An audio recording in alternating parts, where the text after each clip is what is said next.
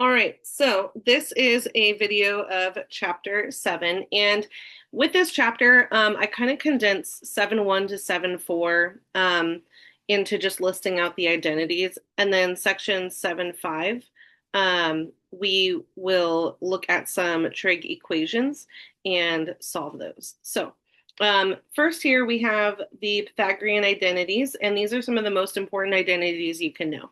All of the ones that I have highlighted here, you want to have those memorized. It'll be really hard to see things in the equations if you don't have those memorized. Even if you had like these identities listed in front of you, it's a lot harder to see how to substitute things if these are not memorized in your brain. So you want to spend some time memorizing all of the ones that I have highlighted here. So the Pythagorean identities, you would have gone over these in a trig class, so I'm just briefly going over them here, where we have sine squared of some angle theta, or that could be an x, or that could be a t, plus cosine squared is equal to 1, and then the other three here. The even and odd identities here. Cosine and secant are the even identities, and then sine, tangent, cosecant, and cotangent are all odd identities. Essentially, if you have cosine of some negative angle, let's say negative pi over 4, that's going to be equal to cosine of positive pi over 4. Same thing with secant. And then sine of negative pi over 4 would be equal to negative 1 times sine of positive pi over 4. So it's essentially like that negative comes out. The next identities we're going to look at are the reciprocal identities. These are probably the ones you're most familiar with at this point. And the reciprocal identities are sine theta is equal to 1 over cosecant, and then cosecant is 1 over sine. So these are pairs. Cosine and secant are pairs, and tangent and cotangent are pairs. The quotient identities are that tangent is equal to sine over cosine, and cotangent is equal to cosine over sine. I did not highlight these, but I did put a little yellow star here next to them. These would be really good ones to be familiar with and potentially memorize. I won't require that you memorize these ones, but they would be good ones to be familiar with. The cofunction identities we used a little bit in the last chapter, and then, or rather in chapter 5. And then the double angle formulas here, these are ones that you do need to have memorized. And notice that sine of 2 theta, so 2 times some angle, is equal to 2 sine theta cosine theta. But cosine has 3 formulas, so there's 3 possibilities here. So cosine of 2 theta is equal to cosine squared theta minus sine squared theta, 1 minus 2 sine squared theta, and 2 cosine theta minus 1. And then tangent of 2 theta is this formula right here. So there's actually 3 formulas for cosine. On the next page, we these continue. We have power reducing formulas, half angle formulas, product to sum formulas, and sum to product formulas. Again, these would be really good ones to potentially memorize, but definitely be familiar with. You'll use those a little bit more frequently.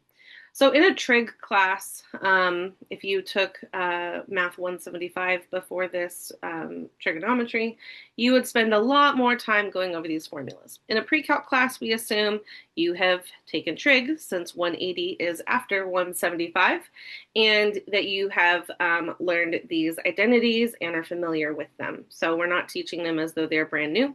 If they are brand new to you, you should definitely spend some more time with these and brush up on those topics a bit. And if you have questions on how to do that, you're welcome to ask me, and I am happy to point you to some resources. So what we're going to be doing in section 7.5, which is the only section we're really covering in chapter 7, that was the brief summary of the introduction of all of those formulas in section 7.1 to 7.4. What we'll be doing is solving trig equations. So a trig equation is an equation that contains a trigonometric expression and a variable, and an equation has an equal sign, so we're solving for that unknown variable. So if we have something like sine x is equal to 1/2, this is a trig equation. We're asking, where does the sine function equal 1/2?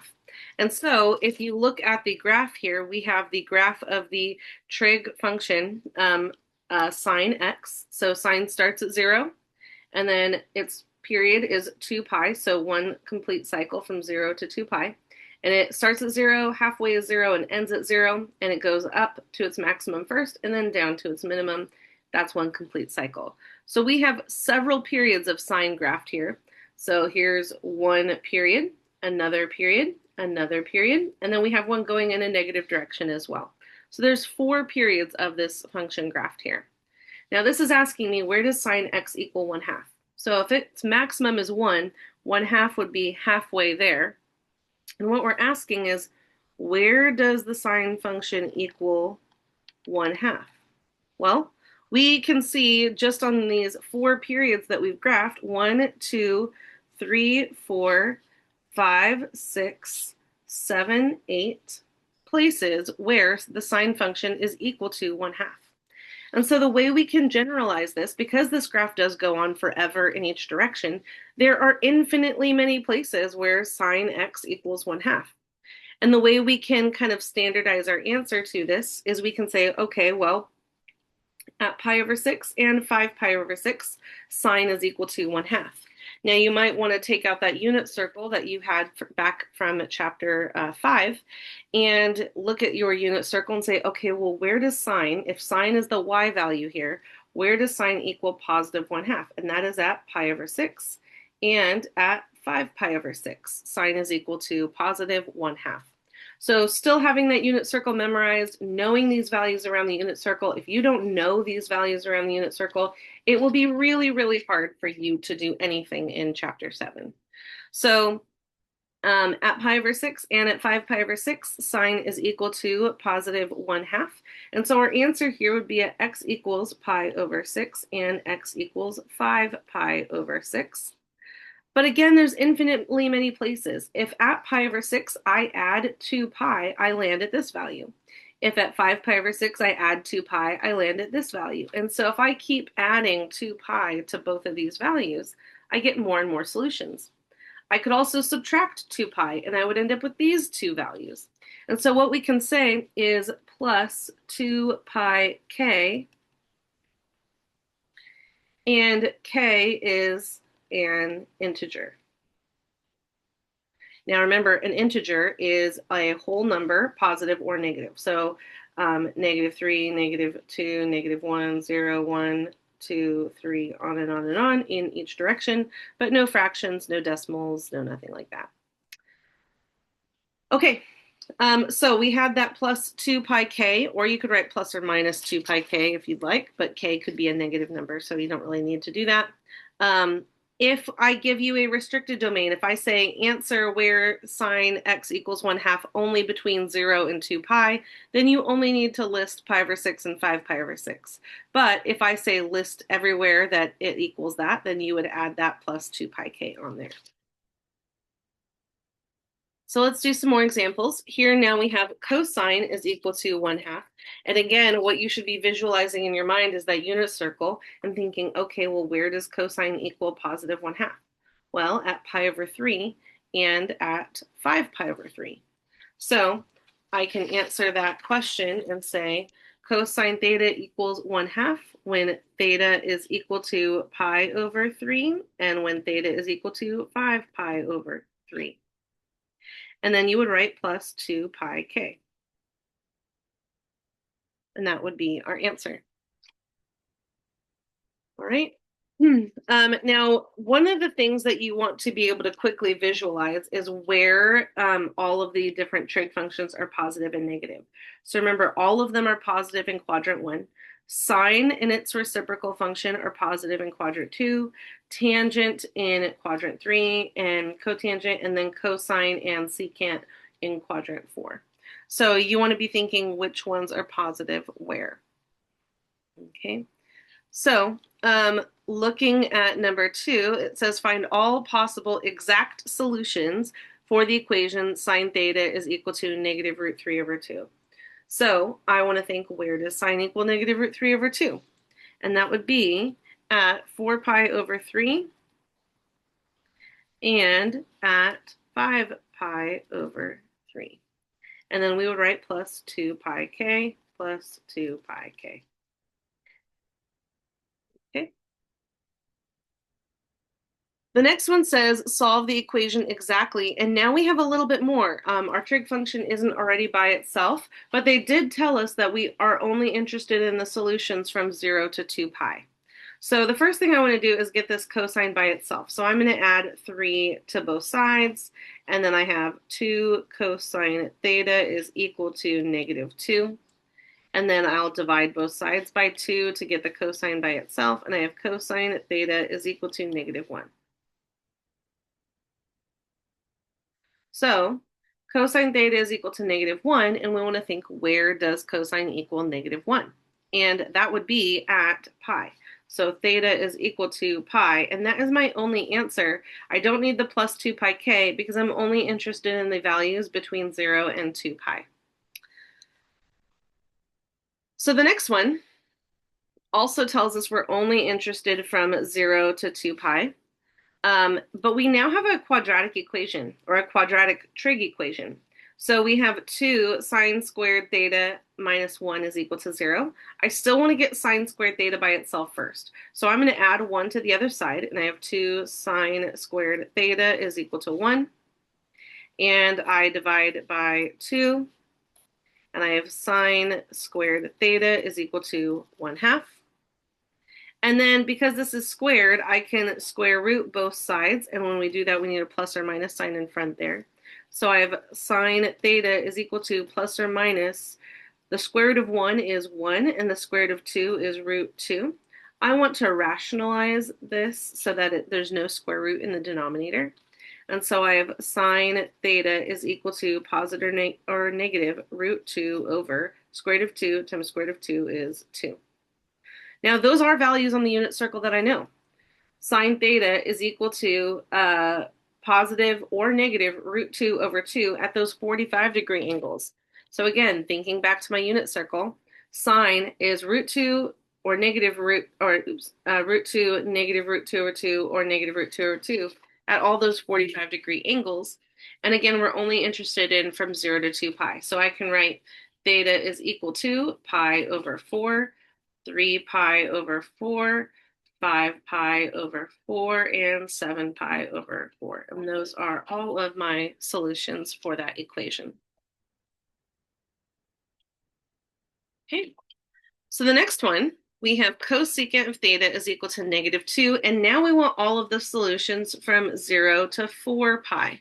So I might have to add 2 pi once or twice to get all of those solutions. So cosecant theta is the same thing as 1 over sine theta. And again, this is where knowing those identities comes in handy.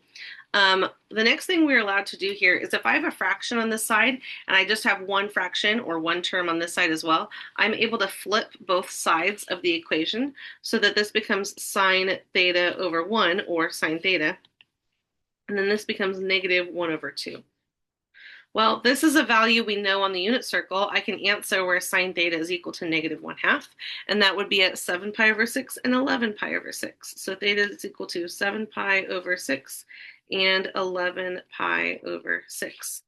And if I was only going from 0 to 2 pi, I would be done here. But I need to add 2 pi k as many times as it takes to get me to 4 pi.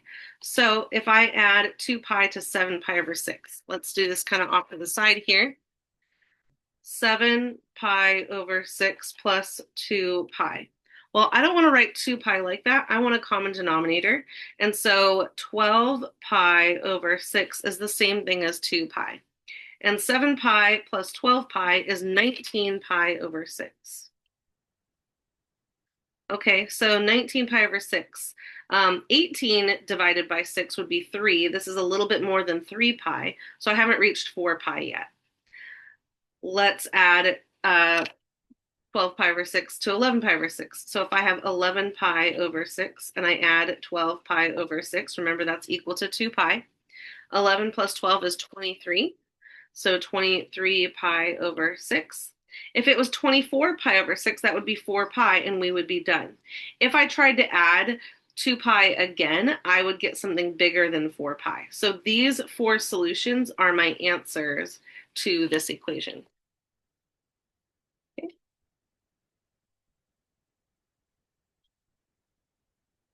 On the next page, we have an identity here, and this looks an awful lot like the cofunction identity, but it is slightly different than the cofunction identity. Normally, the cofunction identity has, oh, you know what? This should be a pi.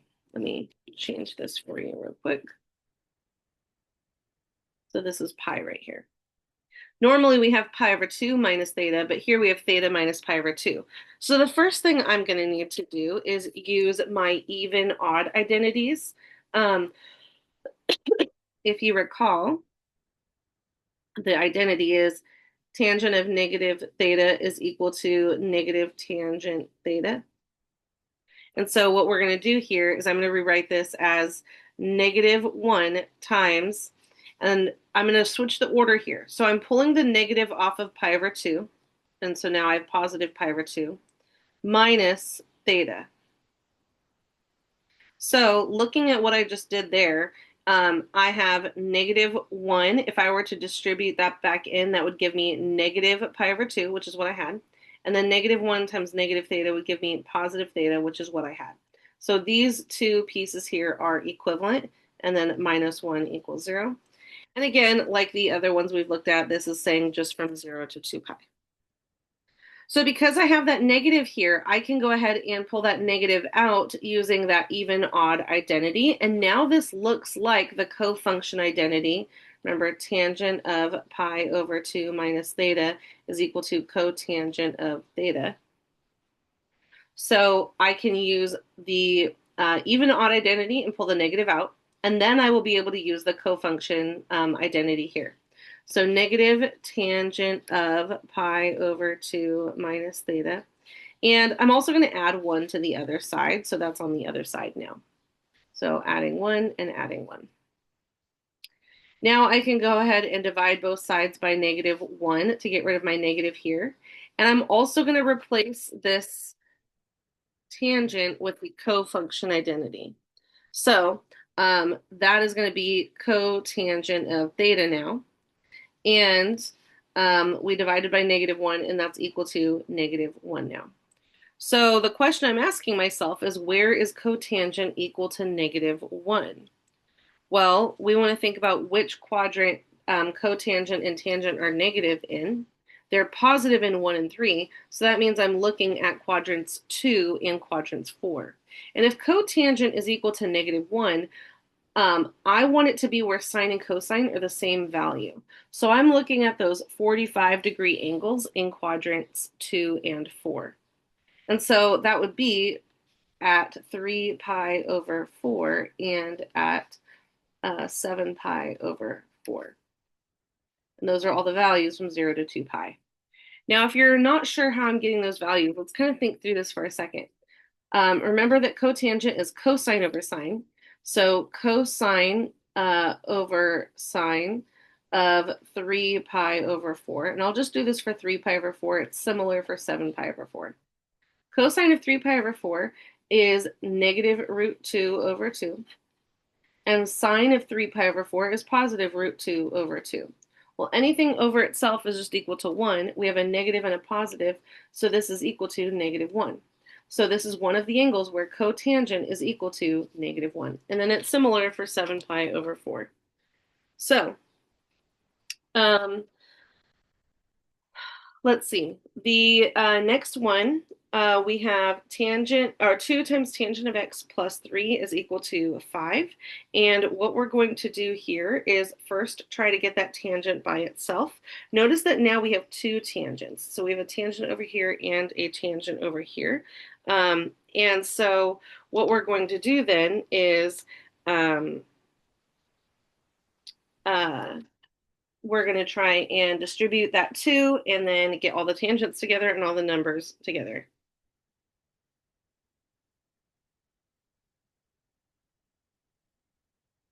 All right, so I'm going to go ahead and distribute the 2. So I have 2 tangent of x plus 6 equals 5 tangent of x. Not 5 tangent of x, 5 plus tangent of x.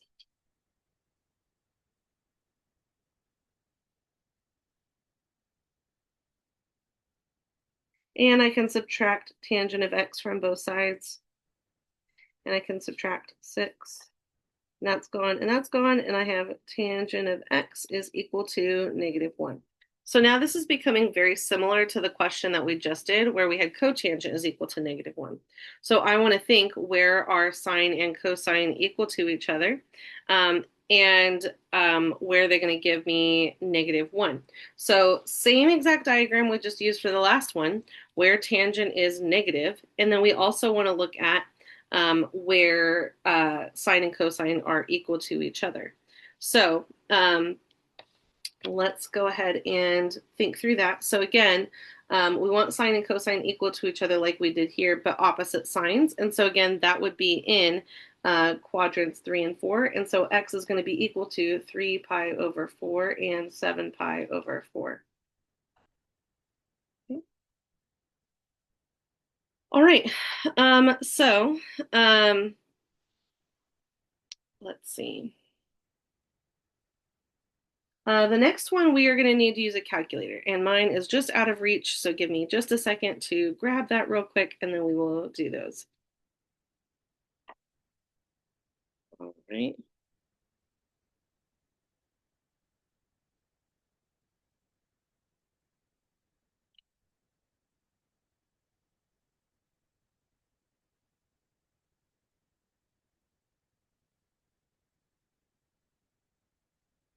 Okay, sorry that pause took just a second. So when you are solving an equation here and it's telling us this is in radians, we're going to need to use our calculator. So if you have the one a graphing calculator, go ahead and pull that out. And I'm going to change this question so that we're just looking at from 0 to 2 pi. So it says use a calculator to solve the equation sine theta is equal to 0.8 in radians.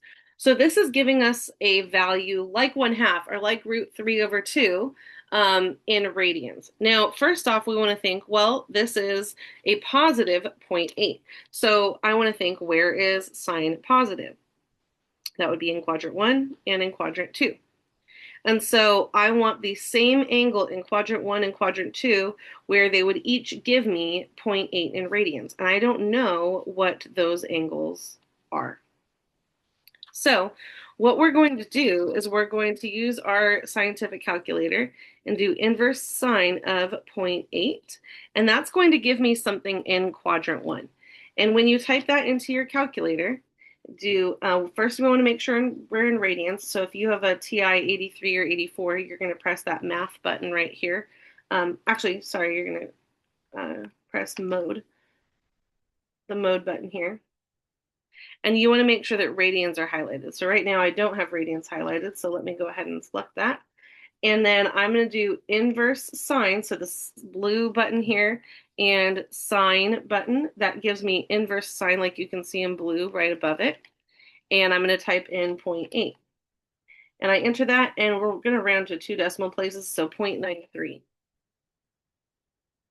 Now, in radians, we're used to thinking 0, pi over 2, pi, 3 pi over 2, and then 2 pi.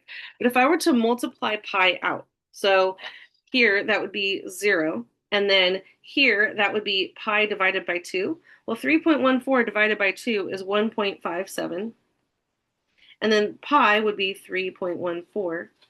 And then pi times 3 divided by 2 would be 4.71. And then 2 pi would be 6.28. We can figure out what quadrants these are in. So I have inverse sine 0.8 of 0.8 is equal to 0.93. 0.93 is between 0 and 1.57. So that's this angle here in quadrant 1. If the size of that angle is 0.93, then to find the same angle on the other side, I would subtract 3.14 minus 0.93, and I would end up with 2.21. So the two angles where sine of theta is equal to 0.8 in radians between 0 and 2 pi would be where theta is equal to 0.93 and 2.21. And 2.21 is between 1.57 and 3.14. So we know that is in quadrant 2. So those are our two solutions for that example. The next one is asking us to use a calculator again. And here it tells us secant theta is equal to -4. But I'm realizing this video is getting quite long. So I think actually, well, we'll do this example and then we'll stop there. That'll be a good pausing point in this video, and then we'll continue the rest of the video in part 2. So here we have, again, solving secant theta is equal to -4. Now, secant theta is the same as cosine theta, or 1 over cosine theta, equal to -4. And again, that same trick I used on the first example of these problems, we flipped both sides. So I can rewrite that as cosine theta is equal to -1/4. And now I can do inverse cosine of -1/4 and get some angle theta as my answer. But let's think first, where is cosine negative? Well, they're all positive in quadrant 1, and cosine is positive in quadrant 4. So I'm looking for two angles in quadrants 2 and 3. So when I type in inverse cosine of -1/4, I end up with 1.82. So theta is equal to 1.82. And that is between 1.57 and 3.14. So that is this angle here in quadrant 2. Okay. If I want the same angle, this is 4.71, this is 6.28 or 0.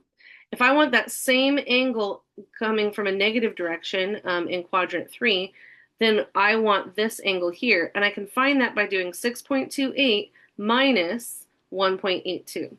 So 6.28 minus 1.82. And we end up with, let's see, 6.28 minus 1.82. And we end up with 4.46. So the other angle would be at 4.46, and 4.46 is between 3.14 and 4.7. So that means these are the two angles where secant theta is equal to -4. And I'll go ahead and stop the video there, and we'll pick up in part 2 in the next video.